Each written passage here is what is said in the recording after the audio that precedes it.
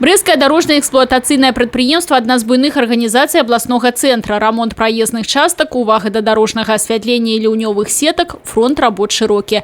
У гэты будынак ДЭП пераехаў 6 гадоў таму. За гэты час правялі рамонтныя работы і добраўпарадкаванне.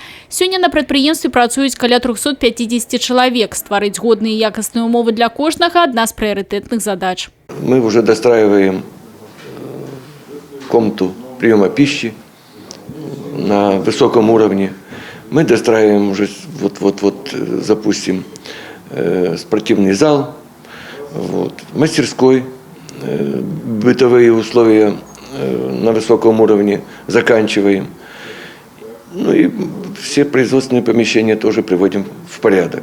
Вся техника, абсолютно вся техника тоже приведена в порядок. У цэнтры увагі інспектараў пытанне аховы працы, таму адразу завіталі ў рамонтныя майстэрні.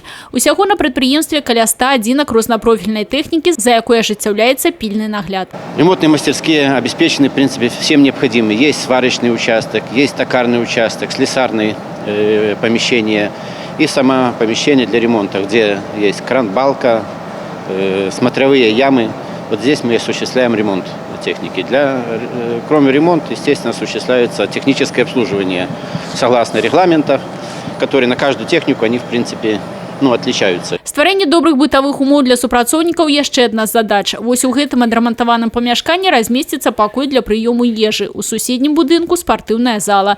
Зараз тут ідуць аддзелачныя работы. На прадпрыемстве у першаснай прафсаюзнай арганізацыі створана і свая камісія па ахове працы. Ежемесячно у нас проходят рейды по предприятию. Мы ходим вместе с инженером по охране труда, проверяем все участки, смотрим, где какие-то нарушения, пишем рекомендации.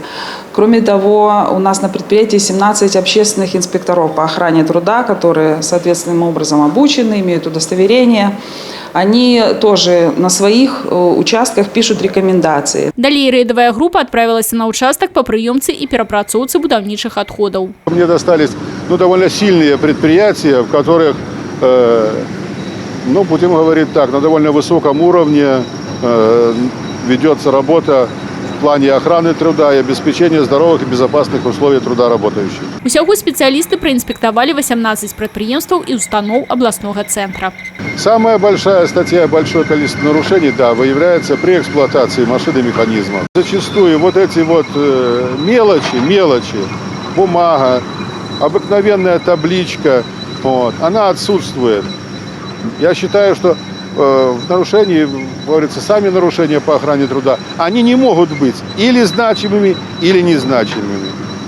Не зря говорят, что все правила по охране труда написаны кровью. Усе выяўленыя падчас маніторынгу парушэнні тэхнічныя інспектары бяруць на кантроль. Евгения Мороз, Людмила Салзина, Сергей Матвейчук, телерадиокомпания «Брест».